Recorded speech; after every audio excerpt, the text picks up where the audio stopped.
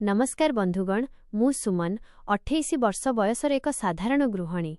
किंतु आज मु आपणमानंकु मो जीवनर एक अनुभूति विषय कहिबाकु जाउछि, जहा मो हृदय एवं चिंताधारा उभयकु संपूर्ण रूपे बदलाई देइछि। मु सर्वदा मोर परिवार सहित खुशी रे रहुथिली।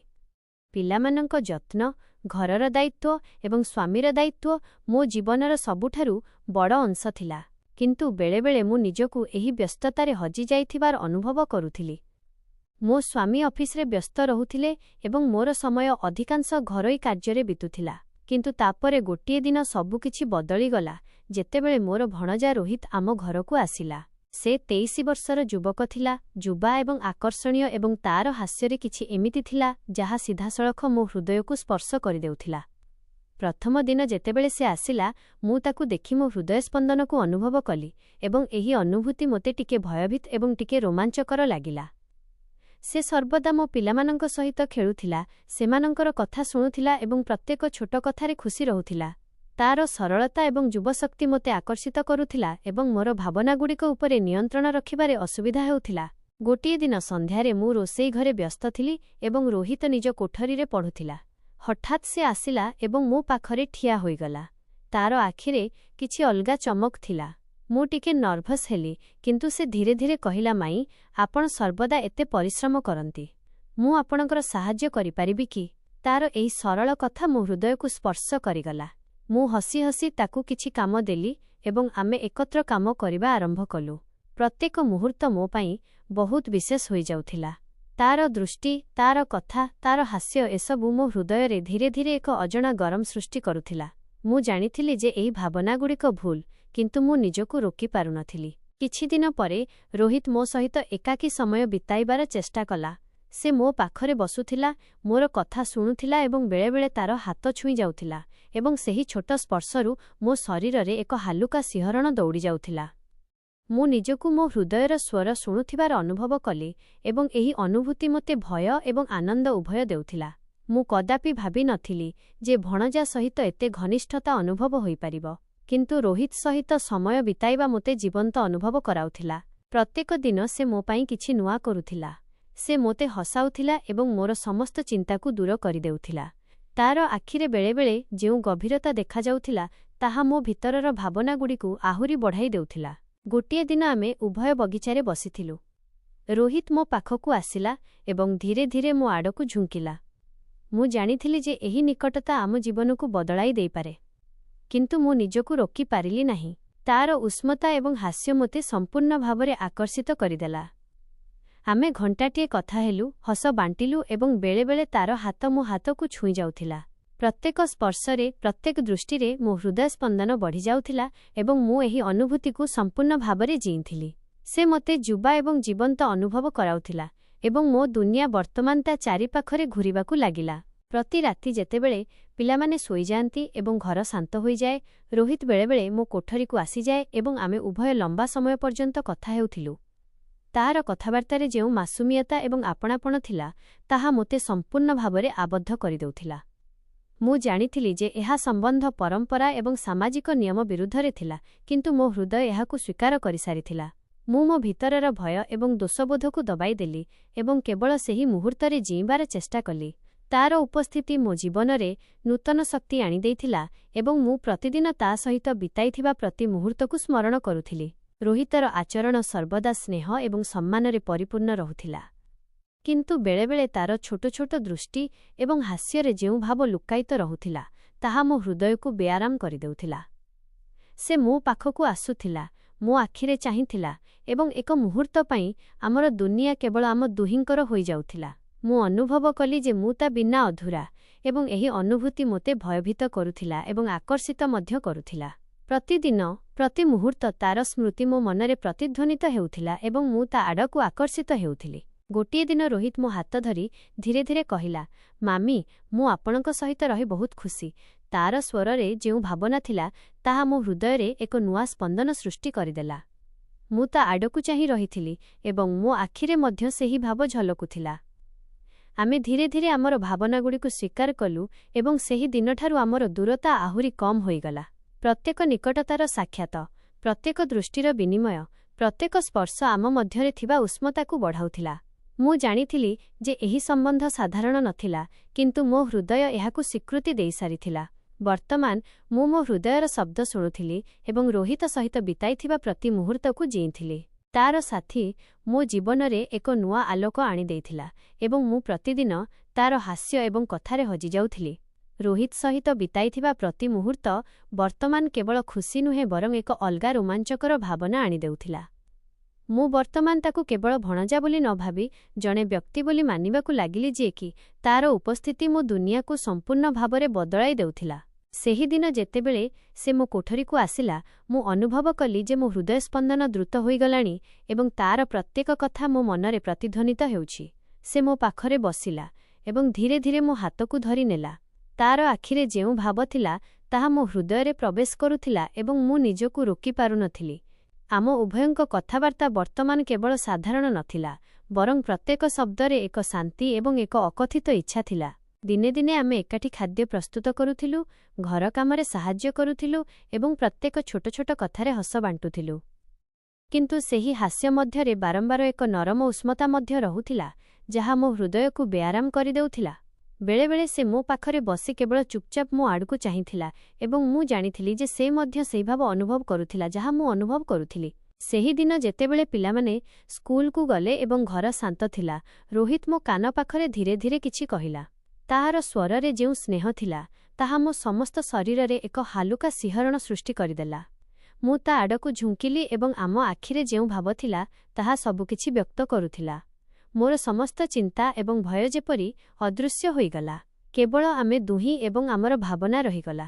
ଗୋଟିଏ ସନ୍ଧ୍ୟା ଆମେ ଉଭୟ ବଗିଚାରେ ବସିଥିଲୁ।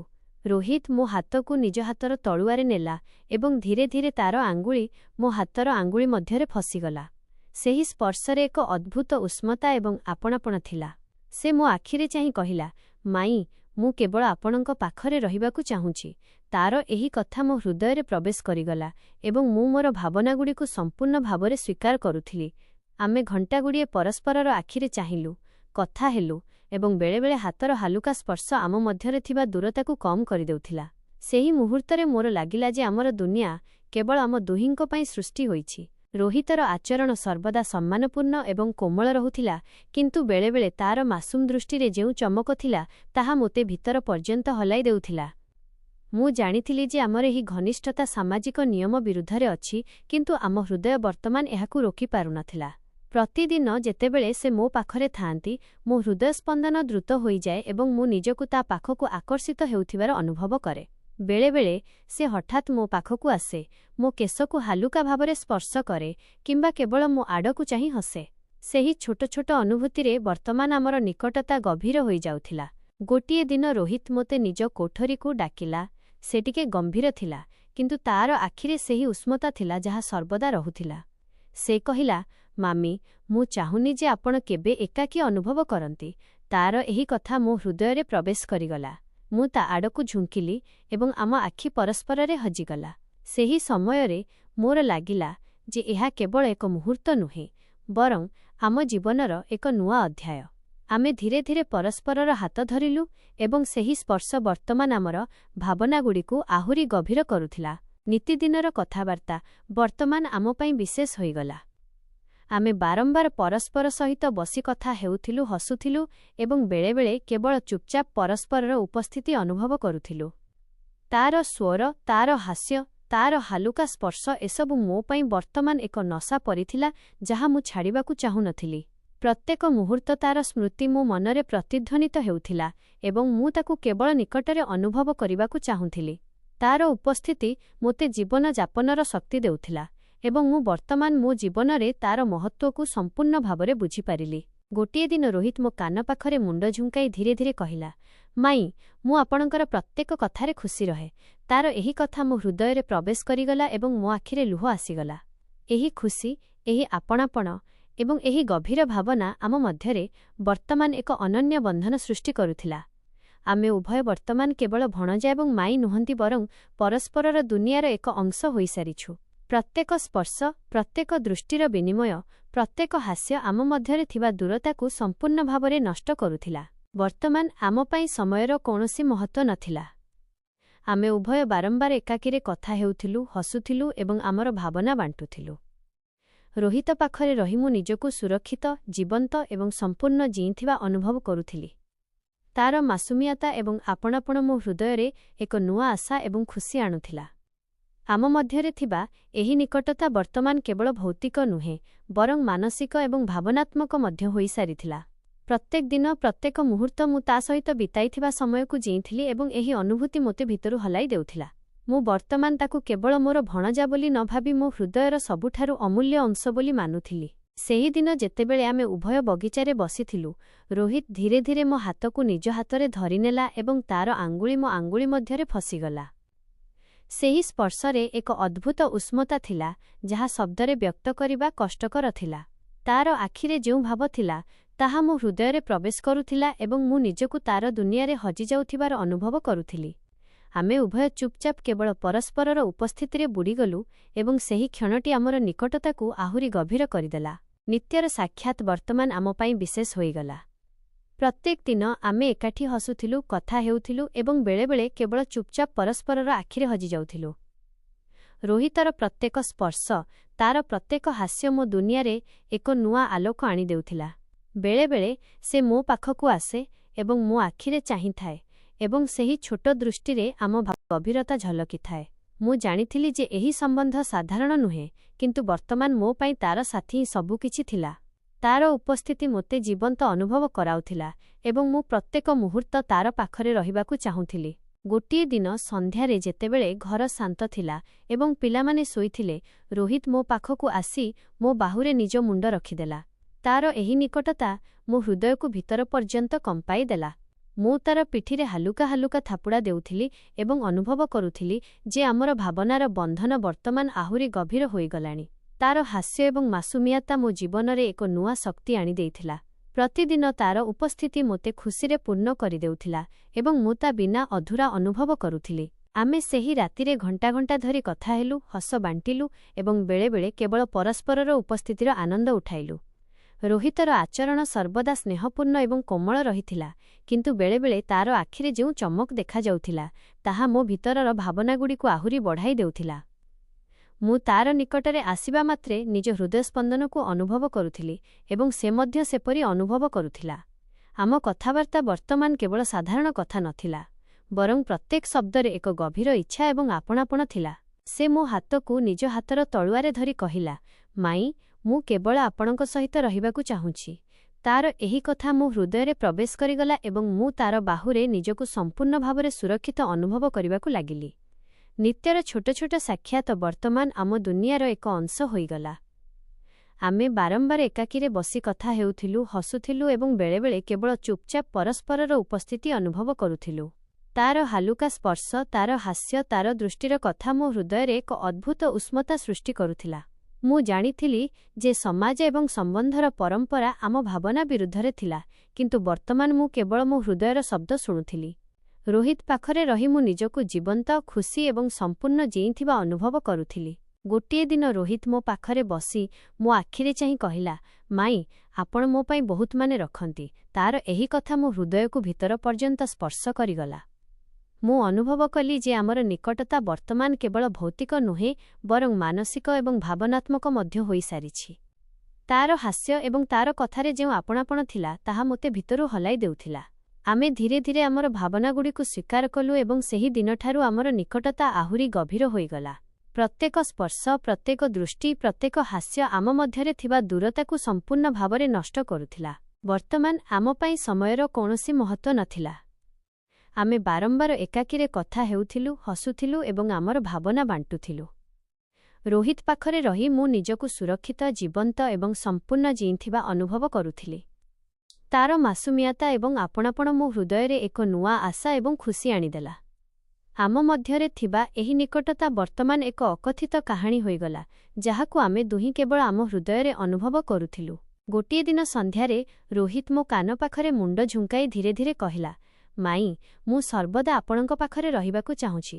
ତାର ଏହି କଥା ମୋ ହୃଦୟରେ ପ୍ରବେଶ କରିଗଲା ଏବଂ ମୋ ଆଖିରେ ଖୁସିର ଲୁହ ଆସିଗଲା। ସେହି ସମୟରେ ଆମକୁ ଅନ୍ୟ କିଛିର ଆବଶ୍ୟକତା ନଥିଲା। କେବଳ ଆମର ଭାବନା ଏବଂ ଆମ ମଧ୍ୟରେ ଥିବା ଉଷ୍ମତା ହିଁ ପର୍ଯ୍ୟାପ୍ତ ଥିଲା। ଆମେ ଧୀରେ ଧୀରେ ପରସ୍ପରକୁ ଆଲିଙ୍ଗନ କଲୁ ଏବଂ ସେହି ଆଲିଙ୍ଗନରେ ଏତେ ନରମତା ଏବଂ ଆପଣାପଣ ଥିଲା ଯାହା ଶବ୍ଦରେ ବର୍ଣ୍ଣନା କରିବା ସମ୍ଭବ ନଥିଲା।